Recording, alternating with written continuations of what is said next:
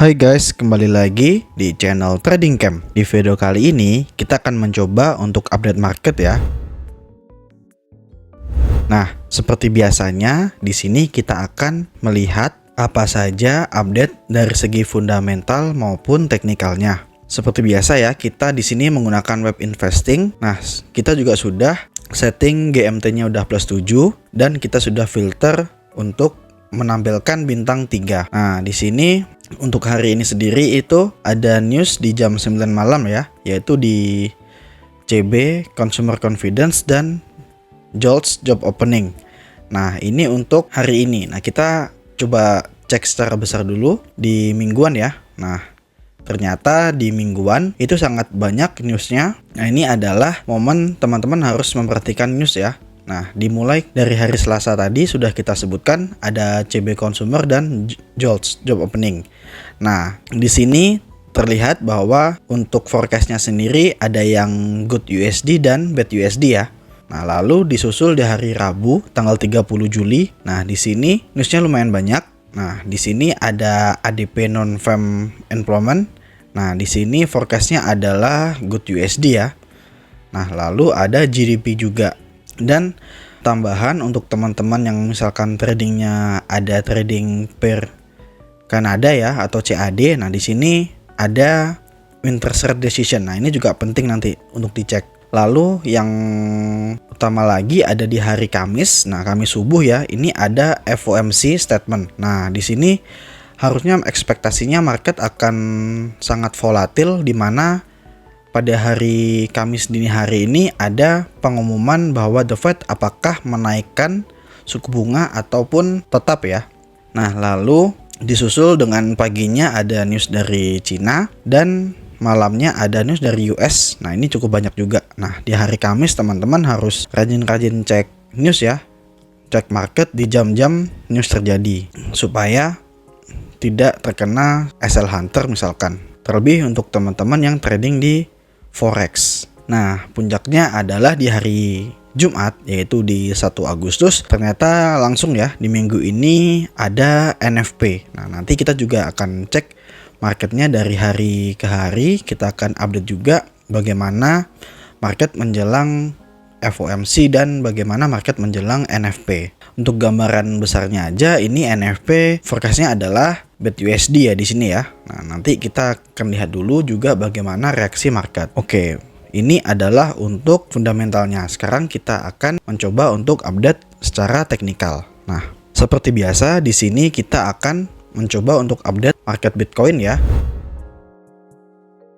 Nah, di sini kita update market Bitcoin. Kita akan mulai dari HTF dulu. Kita akan mulai dari monthly. Nah, sekilas kita coba cek di candle bulanannya ya. Nah, di sini karena nanti akan closing bulanan sebentar lagi. Nah, teman-teman bisa cek bahwa di candle bulanan ini atau monthly ini Bitcoin masih tebal atas ya, bukan wick aja. Nah, ini adalah salah satu patokan kita.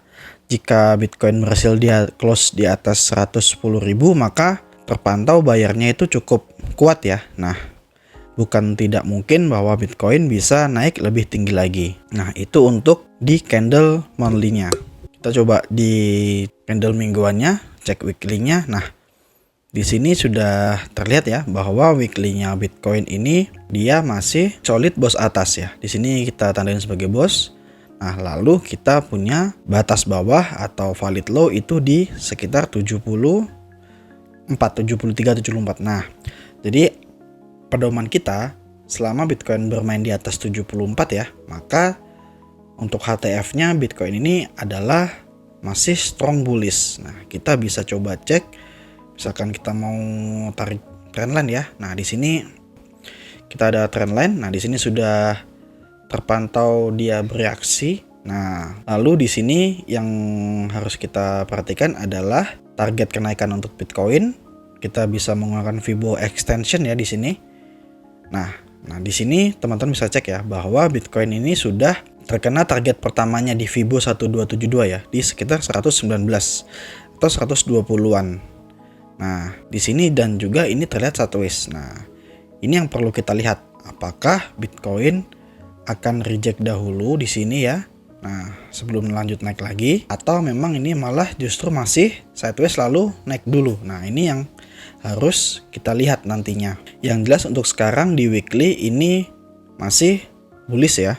Nah, kita akan melihat secara price action di sini. Nah, 2 minggu yang lalu itu closingnya merah dan panjang wick atas. Nah, cuman di minggu kemarin ternyata closingnya itu masih gagal untuk close body bawah ya. Nah, ini makanya marketnya masih sideways. Kalau kemarin itu dia setelah muncul doji itu langsung bawah, maka potensinya market akan turun. Nah, kalau kayak gini berarti marketnya adalah sideways. Nah, setelah itu kita lihat juga di sini secara weekly tidak ada update yang gimana-gimana ya. Jadi kita akan mencoba untuk cek di LTF-nya.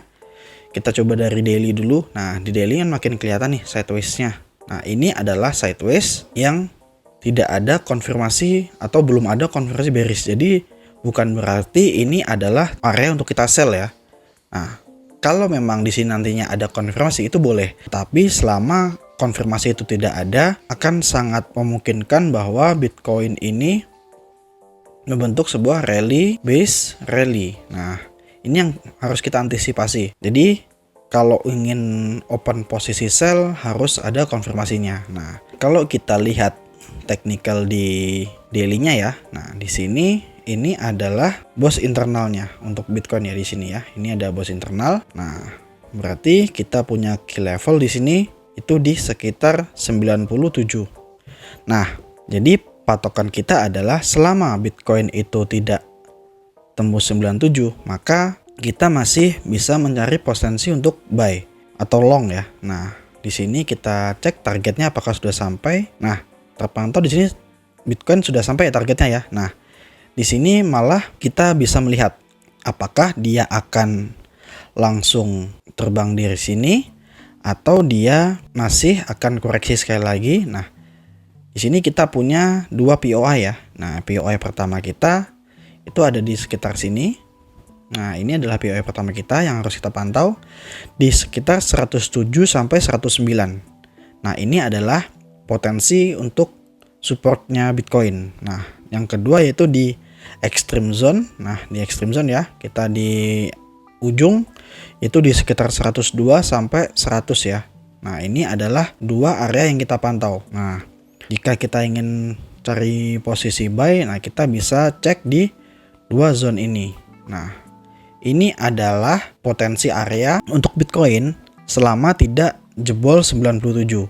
Nah, jika Bitcoin di daily close di bawah 97, maka itu juga bisa memberikan kita konfirmasi bahwa untuk sementara Bitcoin itu ATH-nya stop dulu dan fokus untuk koreksi di time frame yang lebih kecil. Nah, selama konfirmasi itu belum ada, maka di sini kita masih fokus untuk buy atau strong buyer.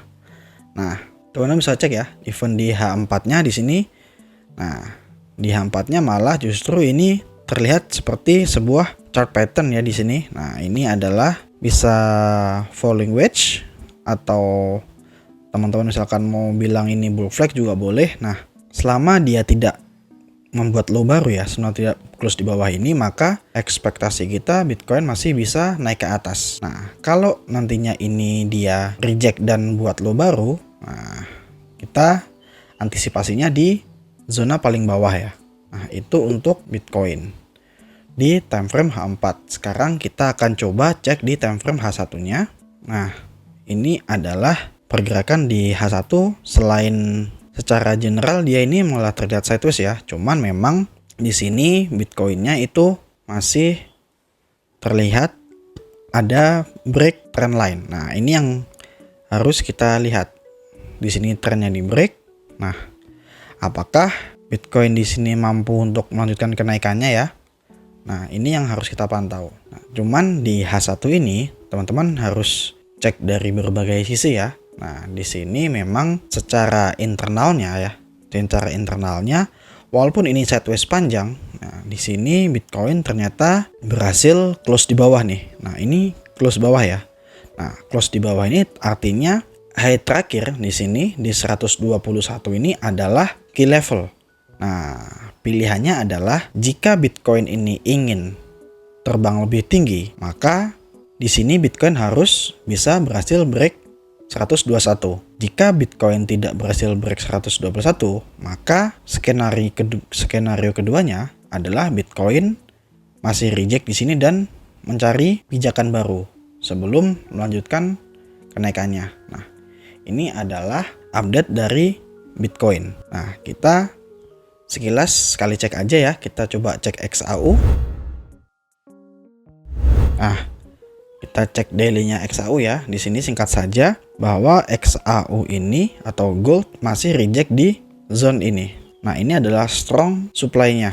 Nah, sekarang XAU ada potensi dia untuk testing support di sekitar 3273-an. Nah, ini juga menjadi supportnya XAU. Lalu ada support juga di sini. Nah, ini kita bisa cek nanti ya. Nah, cuman teman-teman juga harus lihat ya di sini bahwa rejectnya cukup signifikan ya. Ini sudah 1, 2, 3, 4. Nah, ini sudah candle 4 sebelumnya itu close-nya merah tebal-tebal. Nah, ini menandakan emang ada pressure dari seller ya.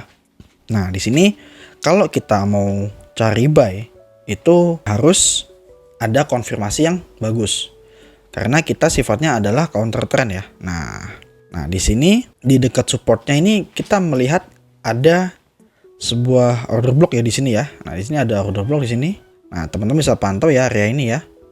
Di 3296 sampai 3280-an ya. Nah, karena cukup lebar, nah ini harus dipantau. Nanti baru kita refine untuk LTF-nya.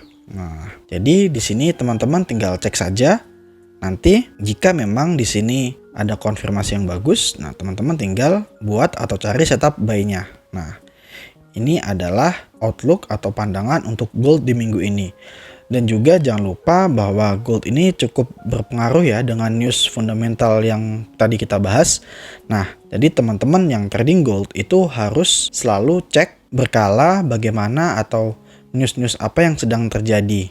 Nah, oke, mungkin itu dulu update singkat kita di Bitcoin dan juga XAU. Nanti kita akan update lagi market di video selanjutnya. Terima kasih sudah menonton. Semoga videonya bermanfaat buat teman-teman semuanya. Bye.